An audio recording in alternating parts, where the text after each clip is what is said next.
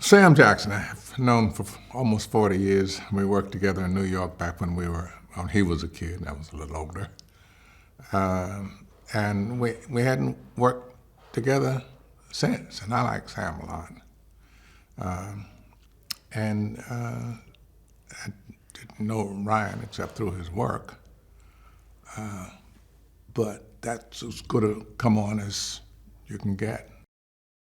He's one of those people who's been in the business long enough to have like a global network of friends and resources. So that's primarily what makes him one of the tops, what the resources that he can call on. And just, there are some people to the manner born. You're just born, once you figure out what it is you're born for and you get to do it. He's like one of those type people too, yeah. He's totally believable.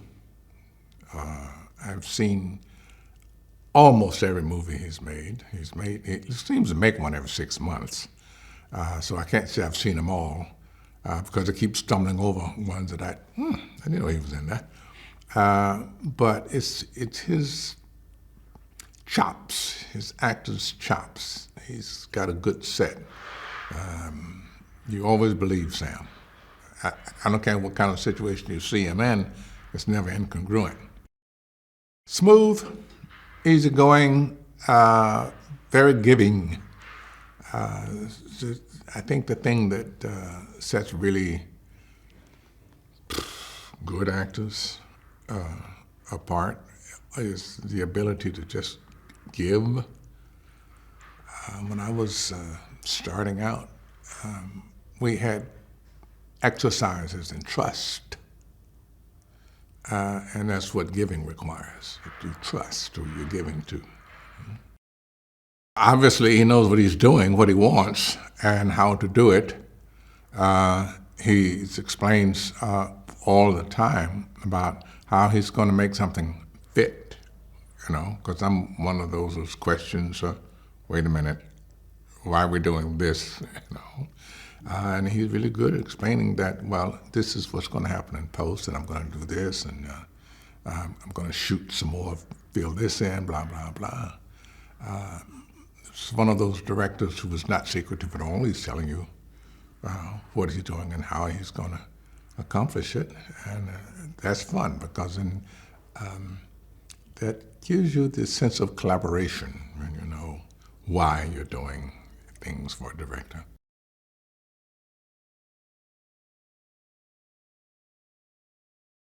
The character I play is called Seifert. He's a city trader who has no moral scruples whatsoever and is a complete cocaine addict.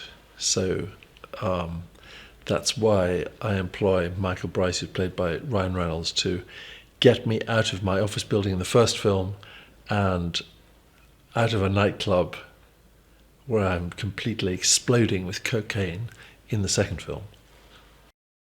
In this sequel to HITMAN'S Bodyguard, my character Seifert is found in a dodgy nightclub in Italy and surrounded by people a third of his age, drinking too much and taking too many drugs, and he is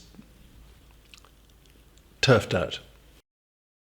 Playing anybody who is in a state of extremis, as this character is, hyper-energized, hyper-drugged, hyper-drunk, means that you get to do on screen what you never do in real life.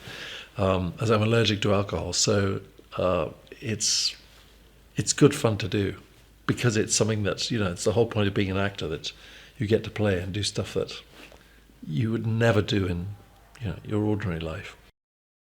Patrick Hughes, as director, is a combination of, who shall I say? Martin Scorsese meets Quentin Tarantino meets Jerry Lewis.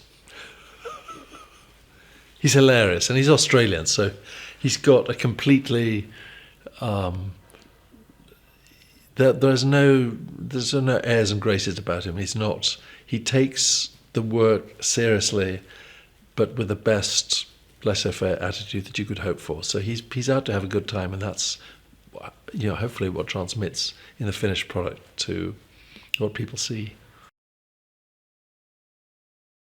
Hi there, Debbie here.